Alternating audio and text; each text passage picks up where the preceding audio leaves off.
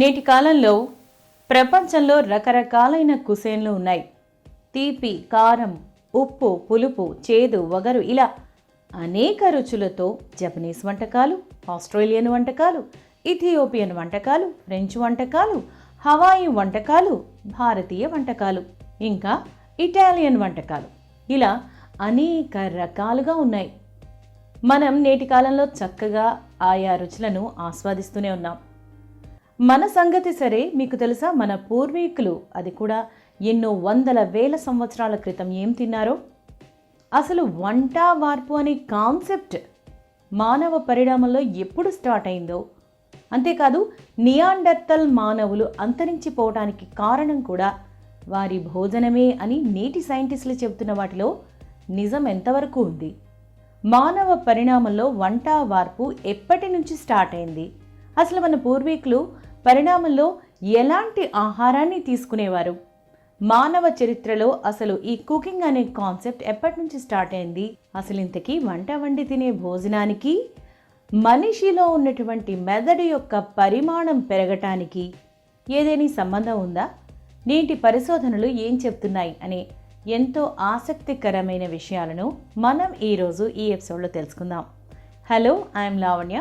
Welcome to Yuvraj infotainment channel.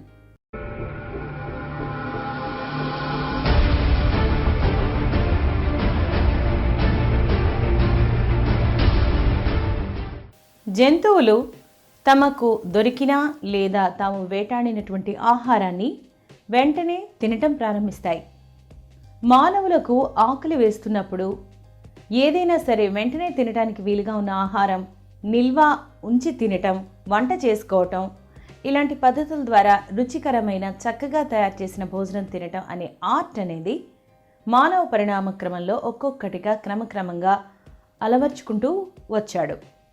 ఈ విషయమే తెలుసుకోవడానికి హార్వర్డ్ యూనివర్సిటీకి చెందిన ప్రొఫెసర్ ఫెలిక్స్ వార్నికెన్ ప్రకారం సిమియల్ మాస్టర్ చెఫ్ పోటీని నిర్వహించాడు. దీనిలో అతను చింపాంజీలపై పరిశోధనని నిర్వహించాడు. అంటే కుక్స్గా ఉండటానికి ఏం అవసరమో చూడటానికి అనేక ప్రయోగాలు చింపాంజీలపైన చేశాడు. కానీ ఇతమితంగా చెప్పాలంటే చింపాంజీలు అనేవి వంట చేసుకోలేవు. అంతేకాదు మాస్టర్ షెఫ్ పోటీలో టైం స్టార్ట్ చేసి షాపింగ్ బ్యాగ్ని ఇస్తే కూరగాయలు ఇంకా వేరే వేరే మసాలాల్ని తీసుకొని వివిధ రకాల వంట పాత్రలు, ప్యాన్లతో వంటగదిలో చింపాంజీలు వంట చేయలేవు. అందుకని దీనికి బదులుగా చింపాంజీలు పచ్చి ఆహారం కంటే వండిన వాటిని ఎంతవరకు ఇష్టపడతాయి అనే విషయం పైన వేరు బాక్స్ పెట్టి అందులో ఆహారాన్ని ఉంచి ఎక్స్పెరిమెంట్ చేశారు. వాటికి కూడా కాస్త నిప్పులపైన వండిన ఆహారం వైపే అవి కూడా మొగ్గు చూపుతున్నట్లుగా వారు ఈ పరిశోధనలో కనుగొన్నారు. చింపాంజీల మీద సైంటిస్టులు పరిశోధనలు చేసి ఈ విషయాలను తెలుసుకున్నారు. చింపాంజీలో ఆహారాన్ని వండడానికి అవసరమైన మానసిక సామర్థ్యాలు ఎక్కువగా ఉన్నాయని ఈ కొత్త పరిశోధనలు సూచిస్తున్నాయి. ఆహారాన్ని వండుకునే సామర్థ్యం చాలా చక్కగా వాటిలో ఉందని, అలాగే మిలియన్ల సంవత్సరాల క్రితం మానవ పూర్వీకులలో ఈ రకమైనటువంటి ఆర్ట్ అనేది ఉద్భవించిందని కూడా ఇది సూచనగా తెలియజేస్తోందని, అలాగే నిప్పు కనిపెట్టిన తర్వాత అగ్నిని ఎలా నియంత్రించాలో కూడా నేర్చుకున్న తర్వాత మనుషులు చాలా త్వరగా వంట చేయగల సామర్థ్యాన్ని అభివృద్ధి చేసి ఉండవచ్చునని కూడా ఈ పరిశోధనలు సూచిస్తున్నాయని అధ్యయన ఫలితాలు రాయల్ సొసైటీ యొక్క జర్నల్లో ఒకదానిలో ప్రచురించబడ్డాయి. డాక్టర్ వార్నికెన్ ప్రకారం 5 నుంచి 7 మిలియన్ సంవత్సరాల క్రితం పూర్వీకులలో వంట చేయటానికి అవసరమైన మానసిక నైపుణ్యాలు చాలా ఉన్నాయని అతను చేసిన ప్రయోగాలు నిరూపిస్తున్నాయని చెప్పడం జరిగింది. అంతేకాదు పాక కళల యొక్క మొదటి ఆవిర్భావానికి కావలసిందల్లా నిప్పుని కనుగొన్న తర్వాత ఆ నిప్పును నియంత్రించడం ద్వారా ఆహారాన్ని చిటికలో రుచికరంగా తయారు చేయగలగటం. మానవ మెదళ్ళు పెద్దవిగా తయారవటానికి వంట అవసరం అనేటటువంటి వివాదాస్పదమైనటువంటి సిద్ధాంతాన్ని పరిశోధించడంలో భాగంగా ఈ విషయాలు వెలుగులోనికి వచ్చాయని చెప్పారు. హార్వర్డ్లోని ప్రైమటాలజిస్ట్ ప్రొఫెసర్ రిచర్డ్ వాంగ్రమ్ చేసిన ఆలోచన ఏంటంటే, వంట చేయడం వల్ల మన పూర్వీకులు ఎక్కువ ప్రోటీన్ కంటెంట్ని తినగలిగారు అని. ఇది మన పూర్వీకులు వారి మెదళ్లను చక్కగా అభివృద్ధి చేయటంలో ఈ ప్రోటీన్ అనేది, అంటే ఈ వంట అనేది సహాయం చేసింది అని చెప్తున్నారు. మానవ పరిణామ క్రమాన్ని అధ్యయనం చేసే లండన్లోని యూనివర్సిటీ కళాశాల ప్రొఫెసర్ ఫ్రైడ్ స్పూర్ ఏమన్నారంటే 300 ఏళ్ల నుంచి 400 ఏళ్ల సంవత్సరాల క్రితం వరకు కూడా వంట అనే కాన్సెప్ట్ లేదు.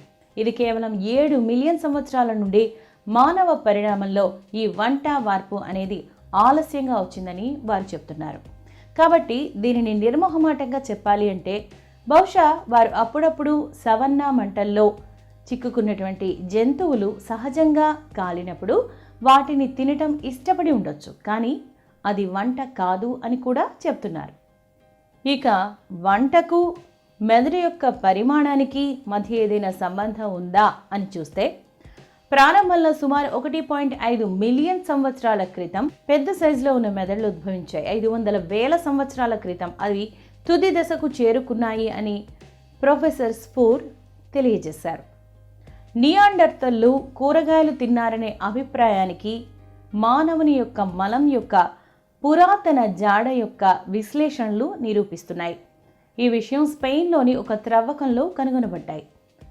క్రోమటోగ్రఫీ అనేటటువంటి సాంకేతికతను ఉపయోగించి మాస్ స్పెక్ట్రోమెట్రీతో కలిపి ఏ అణువులు ఉన్నాయో ఇంకా ఎంత పరిమాణంలో ఉన్నాయన్న విషయాలను గురించి నిర్ధారించారు.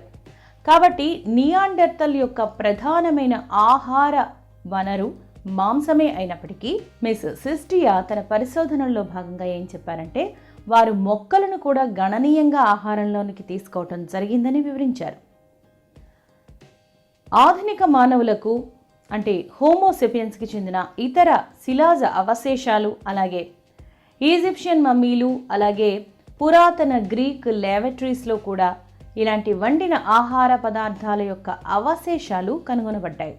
దంతాలు, స్టార్టింగ్ అండ్ ఎండింగ్ పాయింట్, మలం ఇదే విషయాన్ని చూపుతాయి అని డాక్టర్ బక్లీ బీబీసీకి ఇచ్చిన ఇంటర్వ్యూలో తెలియజేశారు. దీన్ని ఒక సింపుల్ ఉదాహరణతో వివరించవచ్చని కూడా చెప్పారు. జర్మనీలో ఉన్నట్లయితే ఎక్కువ శాతం మాంసం తినడం సాధారణమని, ఎందుకంటే వాతావరణం చాలా చల్లగా ఉంటుంది, అలాగే ఎక్కువ క్యాలరీలు అవసరమవుతాయి. కానీ అదే స్పెయిన్లో ఉంటే అక్కడ తేలికపాటి వాతావరణం ఉంటుంది, కాబట్టి ఇన్ని క్యాలరీలు ఉన్నటువంటి ఆహారం అనేది అక్కడ అవసరం లేదు. అక్కడ వాళ్ళు వెజిటబుల్ ప్రోడక్ట్స్ని, మొక్కల నుంచి ఉత్పత్తి అయినటువంటి ఆహారాన్ని తింటారు ఎక్కువగా.